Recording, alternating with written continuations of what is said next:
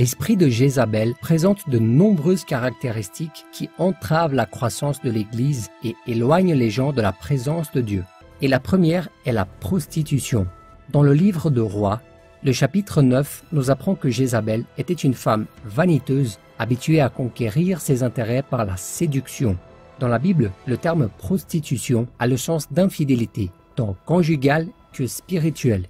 Quand une personne n'est pas fidèle à Dieu, elle se prostitue, car Jésus a dit que personne ne peut servir à deux maîtres.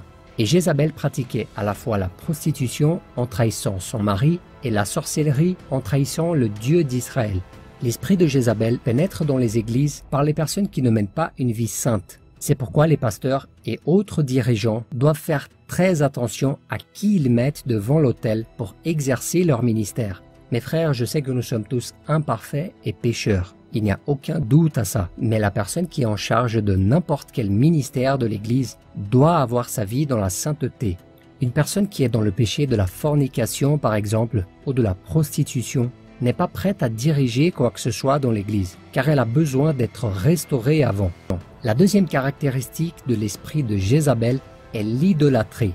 L'idolâtrie est tout ce qui prend la place de Dieu dans notre cœur, car le Seigneur devrait être la priorité dans notre vie. Par exemple, mes frères, il existe aujourd'hui dans le monde des gens qui se disent chrétiens, des personnalités comme des chanteurs ou des pasteurs aussi qui se distinguent davantage par leur charisme et leur talent que par leur foi en Jésus.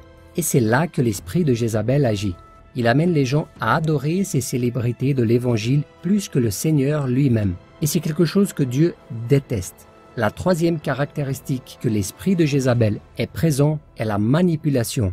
Jézabel était manipulatrice. En d'autres termes, elle voulait que tout soit à sa manière, au point de convaincre son mari d'abandonner le Dieu d'Israël et d'adorer le Dieu Baal. En plus de ça, elle était très jalouse, au point qu'une fois, elle a monté un mensonge pour tuer un homme nommé Naboth, juste parce que son mari voulait ses terres. Donc elle a pris la vie et la propriété d'un homme innocent. Une personne manipulatrice ment pour obtenir ce qu'elle veut, trahit ou poignarde les autres dans le dos et se venge de tous ceux qui ne veulent pas faire sa volonté. L'esprit de Jézabel pénètre dans de nombreuses églises par des personnes qui veulent tout contrôler. Quelquefois, certaines de ces personnes occupent déjà des positions d'autorité sur le plan professionnel dans la société et elles le reflètent au sein de l'Église en pensant qu'elles peuvent donner des ordres aux frères comme s'ils étaient un employé ou un subordonné quelconque au travail. Mes frères, l'Église n'est pas un lieu pour maltraiter qui que ce soit, mais plutôt un lieu pour montrer de l'amour et de la camaraderie.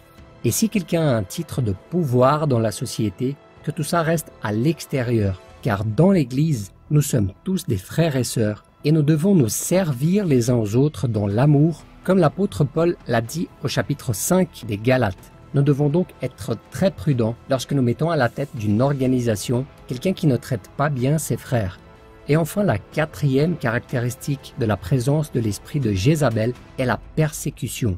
Cette femme a persécuté les prophètes de Dieu au point que beaucoup ont dû se cacher pour ne pas être tués.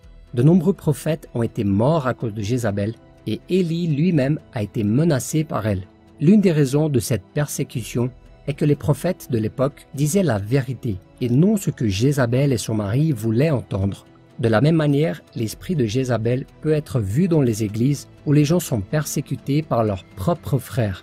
Il y a des églises, mes frères, où tout est déjà si stabilisé et contrôlé que lorsqu'un homme et une femme de Dieu proposent des changements, ils sont persécutés.